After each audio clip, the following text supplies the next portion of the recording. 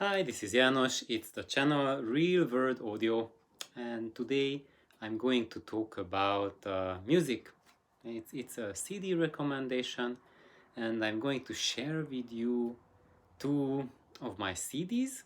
And I had these CDs from the very beginning of my quote unquote audiophile journey. Actually, these were the first two CDs I ever bought, and I bought them expressly for audiophile purposes. And at that time, I didn't even have a CD player. So, as now you know that I started building my music library before I had a stereo system, and I think that's a good priority, that you will have a happy life as an audiophile if you put music at the first place. So I just share the story. How did I get these two CDs? So when I started my audio journey, I found those hi-fi magazines, and I was just like, what on earth are these ultra expensive equipment, these stereo gear I never even heard of in my life. I never seen anyone owning any of those, and there are these crazy reviewers talking about really amazing experiences, how it sounds like being at a concert hall or things like that. And they often have recommendations on labels, and one thing that stuck out to me was the label Chandos. It's a British label, and they have all kinds of nice classical music. And as it happened, when I was in one of the stores, and they had a bunch of CDs, and they had stations with a CD player and headphones, and you could try out some demo CDs that they had out there. So I just went there, and I just used to listen to CDs,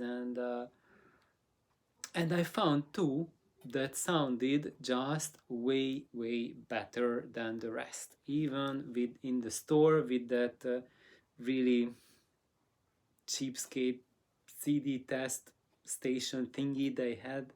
This was in the late 90s with a headphone, which was like a really entry level headphone hooked up to it, a really like that jittery digitalish sound. So like most of the CDs I put on sounded pretty terrible, and there were these two CDs that were like, wow, this actually sounds quite different and very dynamic, and there's a lot to it. So here I go. I will present them. One of them is Gustav Holst.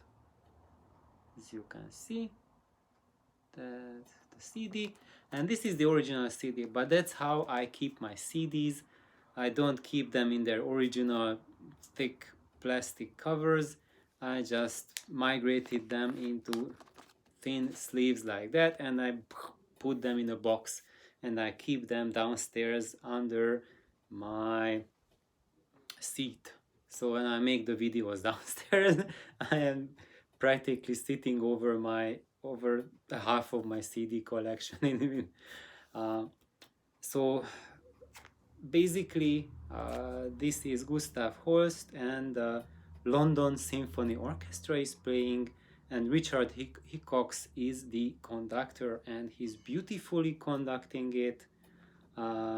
It was recorded in 1996, and there's a fugal overture, Somerset Rhapsody.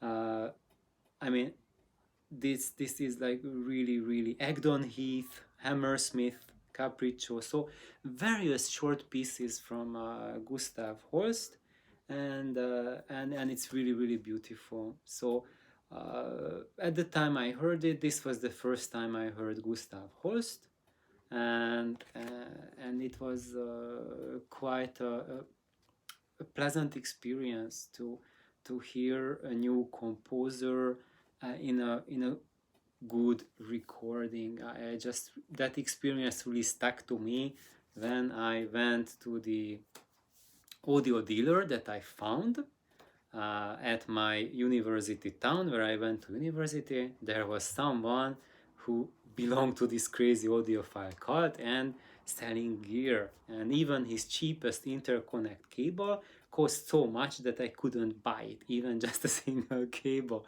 But anyway, I frequented that store, and I brought this CD with me, and then the seller in the store, just, he eyed me like, who's this university student? What is he doing there? He doesn't look like my typical clientele, like a middle-aged guy with a Rolex.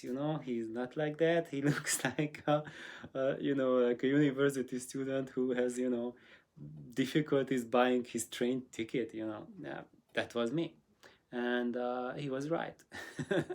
But anyway, he just asked me like, what do I want to listen to? And I said, I have the CD with me, can I listen to this? And he said, oh, yeah, sure.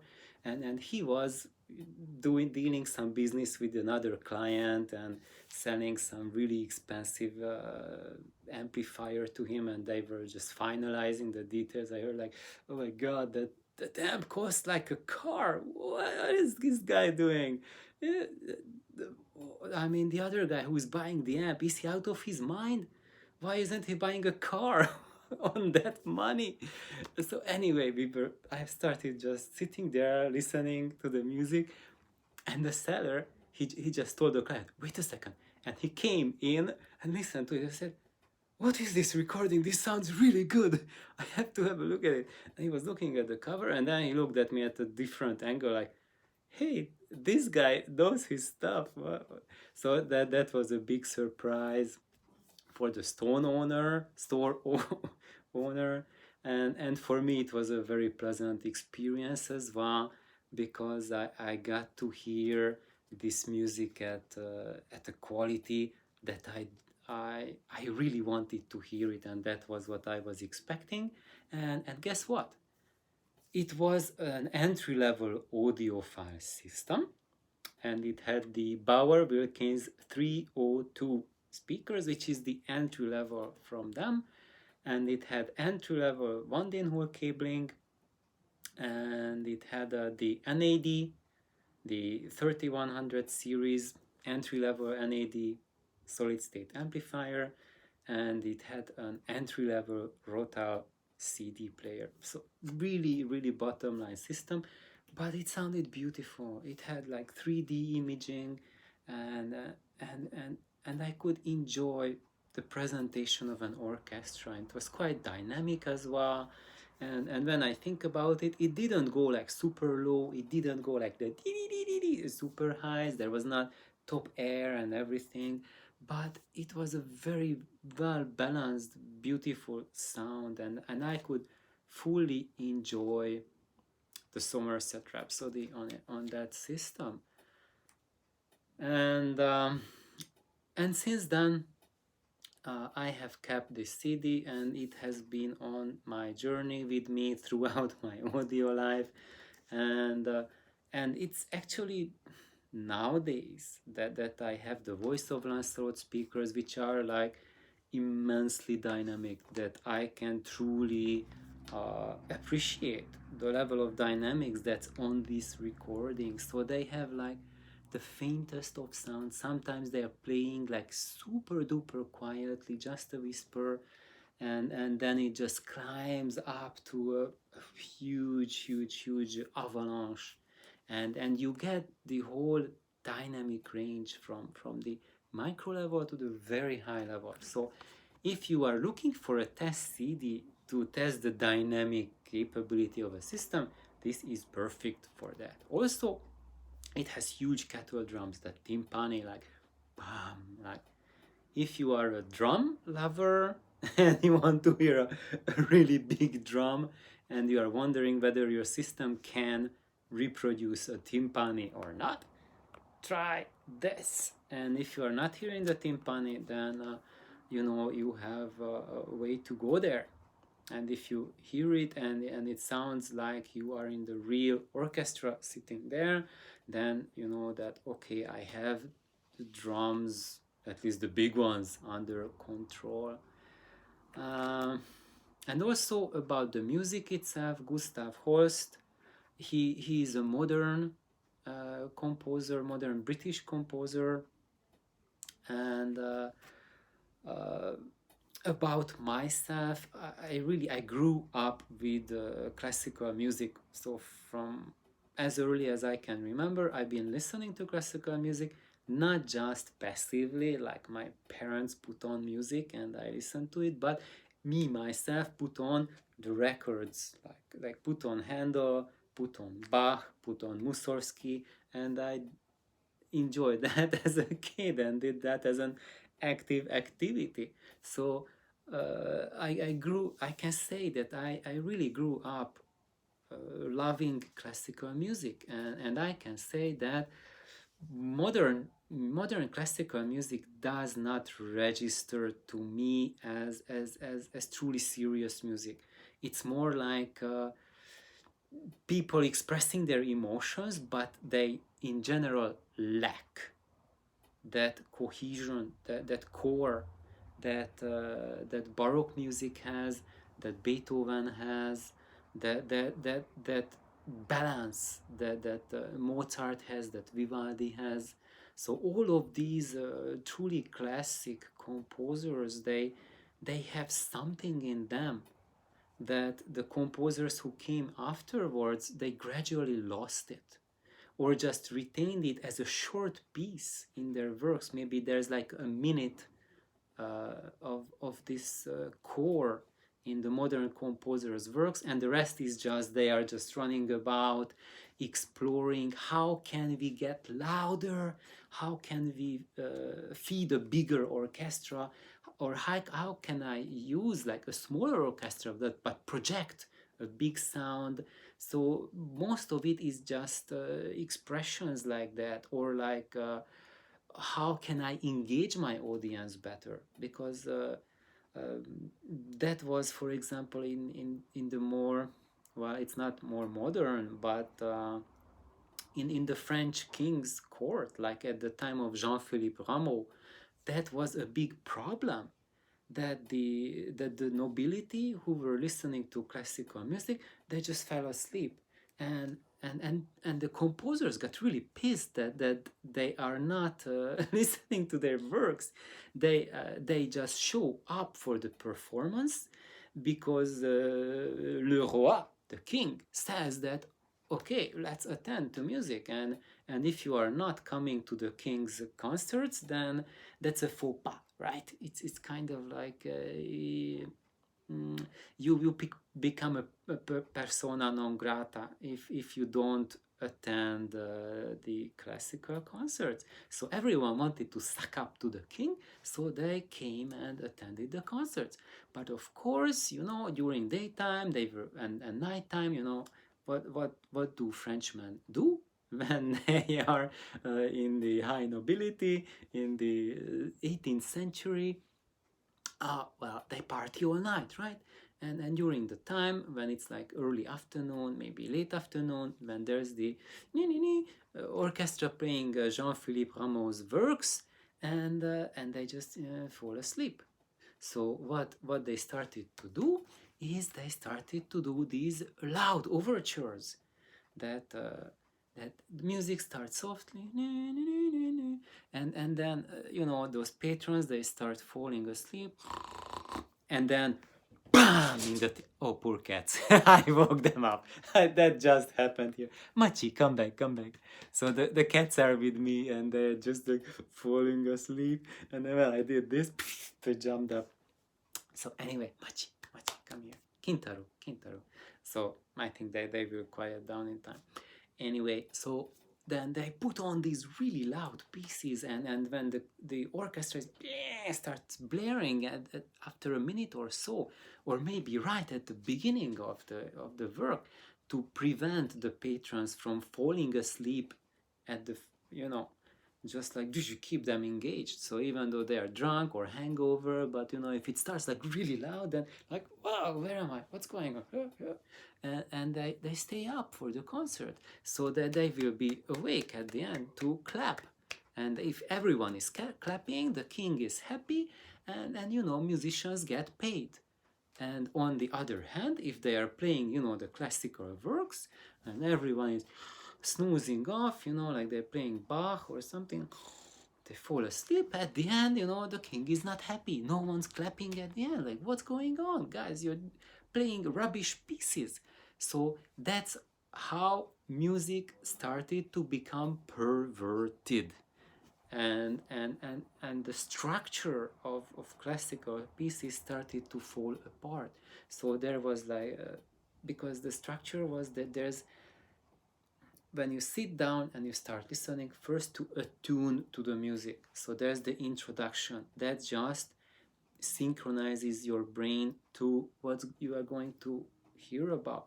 So you start to get immersed, and then it's climbing up, climbing up, climbing up, and there's the climax, and then you have to come down after the climax and return to the normal world.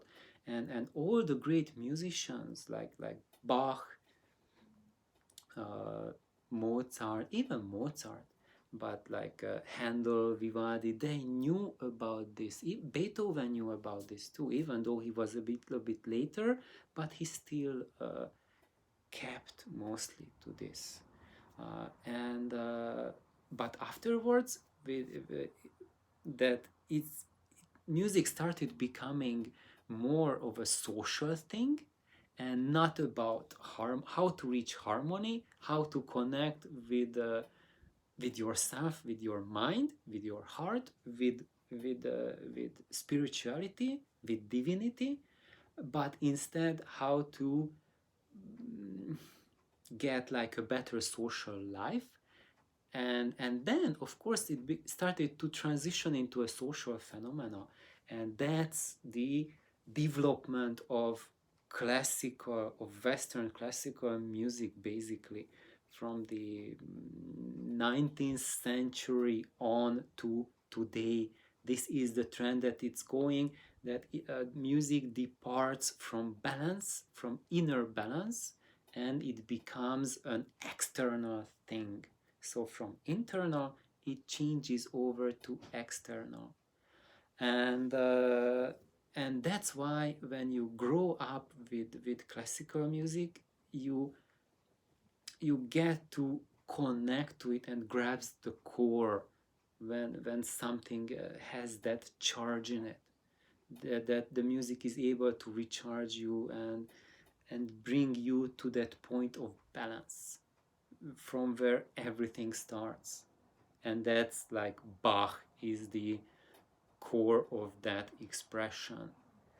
And when we go towards like 20th century musicians, they are totally lost it. They're out of touch with this core.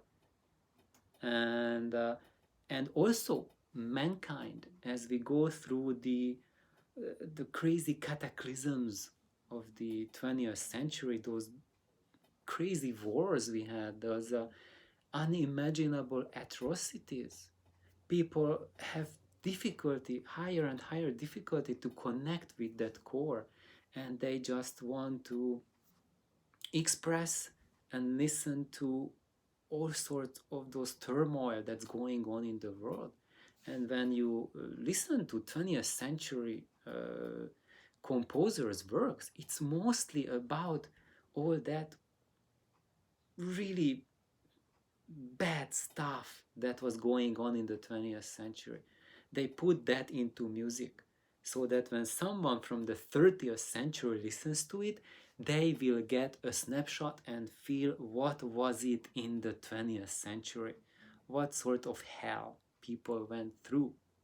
And for myself, when I'm listening to music, I don't want to relive that sort of hellish, nightmarish landscapes that these composers put into their works. That feeling that how we are losing the balance and we are becoming turning into a chaotic universe where all the original values are tossed aside, and people are living just for show, just for fakery, and that's expressed in the music as well. And that's why I really don't listen to modern music. Well, if someone puts it on, I listen to it, but I would not repeatedly put that on.